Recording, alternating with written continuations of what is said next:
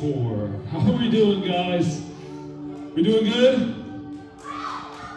Doing okay? Alright, on a scale of 1 to 10, how are you doing tonight? Yell it out. 10 being the best. I heard way too many zeros. Lord help us. Hey, hey, real quick, I'm super glad you guys are here tonight. If you don't know me, you're like, who's this guy who looks like a highlighter on stage? My name is Brent. I'm super glad that you are here tonight and that you're with us here for Hills Youth. As Drew talked about, just a couple quick housekeeping things. Yes, next week we are doing something called Luau Night, which is also our summer kickoff. How many of you know, a lot of you have like 2 or 3 weeks left of school? Isn't that crazy? Like you guys are almost into the next grade. Some of you guys are almost high schoolers in this room. Yeah. It's true. Some of you guys are almost high schoolers. And so we want to honor you guys. We want to have fun with you guys. So come back. Bring your friends next week. If you remember the luau party last year, it was a blast. You do not want to miss that. All right. Two more things real quick. Yeah, I just want to say we don't have worship tonight because we were giving Grant. How many of you guys love Grant, by the way? We love Grant. Grant is a killer, man. He is an amazing leader in worship. We're just giving him a break. He just, he puts a lot out for us, and I think it's important to honor him in that as well. So we give honor where honor is due in this place. Last but not least, I just want to go over a couple of housekeeping rules. We do this a lot here at Hills Youth. So if you go ahead, tap your neighbor, and just go shh. Thank you. I appreciate it. Hey, we've gone over these before, but during the message, the reason why we do this is because we want respect for the message, but we also want to give you respect in return. And so this is an even exchange of respect, okay? So if we get in our seats, off the ground, into our seats, please. Thank you very much. Hey guys, clap if you can hear me. Clap twice if you can hear me. Clap 3 times if you can hear me. All right, I don't want to treat you guys like elementary school because you guys are almost in the next grade, so I don't want to treat you like your kids, all right? You guys are almost teenagers, some of you are teenagers, so. Hey, real quick, we have a 3-strike policy here. What that basically means is if we ask you to be quiet or whatever, it's just a quick warning for the first strike. The second strike, we might take you outside and have a conversation with you. And the last strike is simply this: we're gonna call your parents. That's not because we want to, but it's because we have to. And so don't let us get to that point. Don't let us get to that point. Because we love you and we want you to have a great time here as Hills Youth. And to be honest with you, there's a lot of people who want to pay attention in this room. And so we want to respect them. Sound good? All right, you guys with me tonight? Awesome. Hey, I'm going to start on off tonight. Has anybody ever had something happen to them that was really bad? Okay. When I was in college, during undergrad, me and my friends, we had this house that we lived in, and then across the street was like the gal house, okay? So we had the guy house, and we had the gal house. And we were all friends, we were in the same friend group, so it's kind of cool, right? Like your friends were across the street from each other, you guys live together, that's what college life is like. And I remember one time, the relationship we had with the gal house was, the guy house was super smelly, no one did the dishes, and everyone just ate, like there was chips everywhere, okay? Literally chips everywhere. You go to the girl's house and it was like all nice and tidy, everything was like perfect, it smelled good. It was like honestly a lot better than the guy's house, if I'm being completely honest. But sometimes they would call us because they had a problem. I remember one time they had this humongous spider in their house. How many of you guys love spiders? Liars, you do not love spiders. Everyone hates spiders. Especially the bigger they get, the worse they get. And they called us at like 11 o'clock to go kill the spider. And so here are the guys, we're like, all right, this is our opportunity. We storm in through the window, we go in through the roof, we go in through the front door. We're like the SWAT team, and we get in there and we kill the spider, because that's what we do. There's another time where the girls call us up at like 1 a.m. Like I'm sitting in my bed and my roommate gets a call at 1 a.m. And they're like, hey, we kind of have a problem. Could you come over and help us? So I was like, okay, I guess so. Like the beacons in the sky, like guy's house needed. So we like run in, we go into the window, we go into the door, we go into the roof, like SWAT team, like, all right, what do you need? Mission Impossible coming down from the ceiling. And they said, hey, I was going to the bathroom, and let's just say the toilet never stopped. And so we're like, okay, show us. We walk down the stairway, and we go around and open the bathroom floor, and the toilet had, when she flushed the toilet, it had clogged. It had gone up over the toilet, spewing onto the floor, across the floor, and there was like poop, like flowing through the house. It was absolutely disgusting. I was like, you called the wrong person. I am not a plumber. I do not know how to clean this up in this situation. And if I'm being honest, I think sometimes our life feels like we are swimming through poop. We are swimming through the muckiness and the disgustingness of life, and we try to fix it by ourselves. But the reality is that we can't fix it. We need a professional to come in, like a plumber in our life, and to work out a miracle in the midst of brokenness. And tonight, I want to preach this message. It should be on the screen, Kyle. The close slide. Your clothes can kill. And I'll make sense in a second, I promise. It'll make sense in a second. Your clothes can kill. Go with me, if you would, to Acts chapter 9 tonight, is where we're going to be. Acts chapter 9. If you don't know what we've been doing over the last couple weeks here at Hills Youth, is we've been talking about the book of Acts, and we're going through the book of Acts right now. And I really love this book because it's about the early church. It's about why we started, why we're sitting in the seats that we're in tonight. Why do we have church? It's because of the book of Acts. It's the beginning of the church. And so tonight we're talking about this guy named Paul. Everyone say Paul.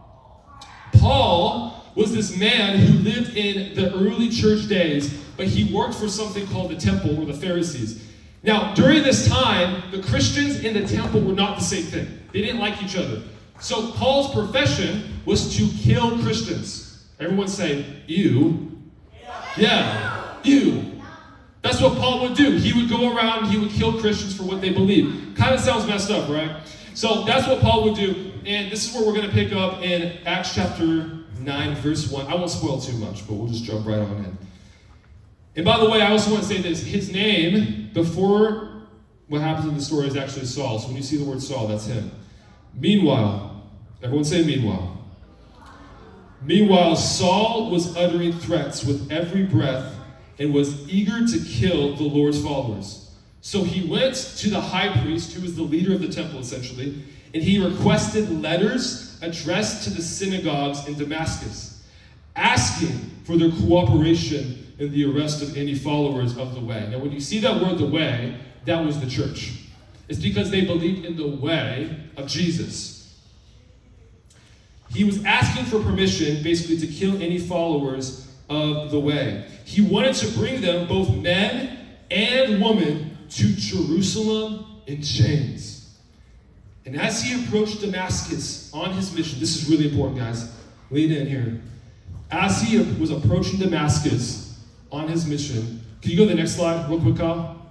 As he was approaching Damascus on this mission, a light from heaven suddenly shone down around him. In the Bible, there's a lot of words about light, and light casting out darkness. So what light is light is the light of Christ. It's Jesus coming in to the darkest parts of our life. It's shining out the darkness. So while Paul was doing all of these terrible things, Jesus was shining the light into the darkness. He fell to the ground and heard a voice saying to him, Saul, Saul, why are you persecuting me? Next slide. Who are you, Lord? Saul asked. Who are you, Lord?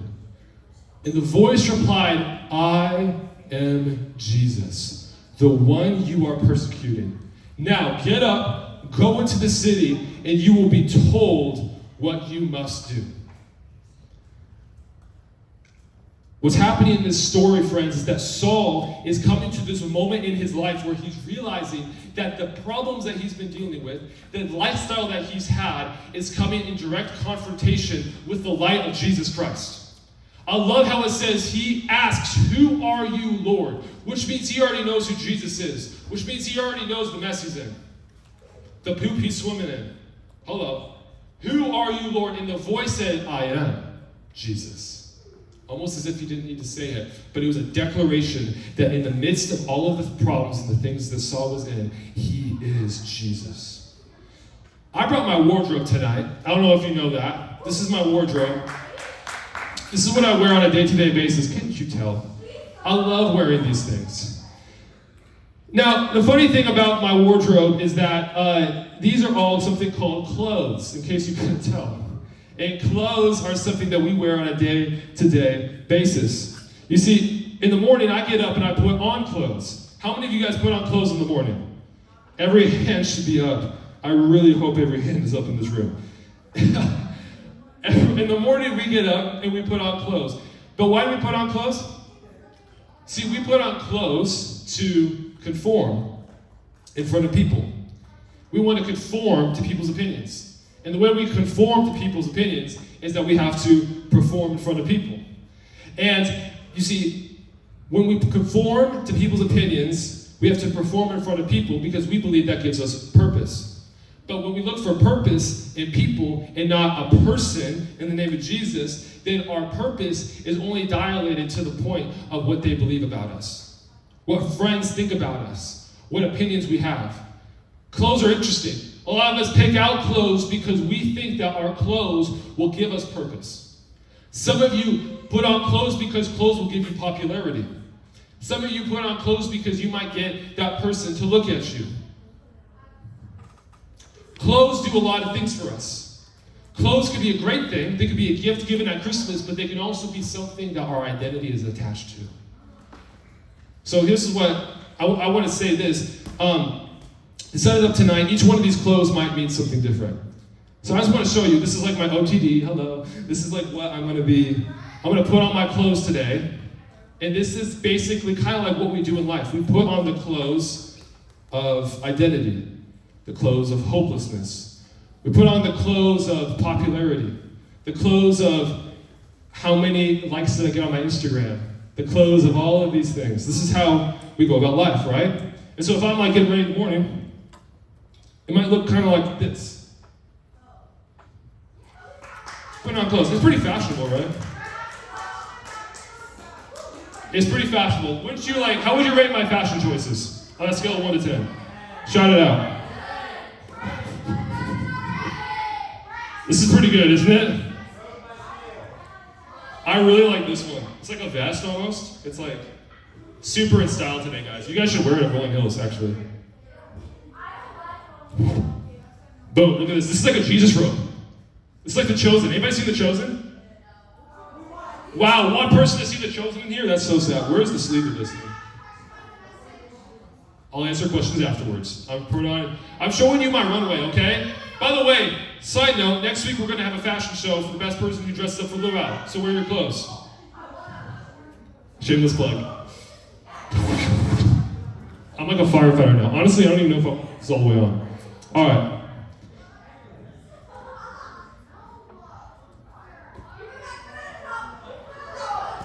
I honestly cannot see in this. How many of you say I look pretty good? It's a good fashion choice? Yeah, I think it's a good fashion choice. I'm pretty fashionable, guys. I know what I'm doing. I'm from Milan, Italy. I got all the Gucci and all that good stuff. No, I look ridiculous, don't I? Come on, be honest. Do I look ridiculous?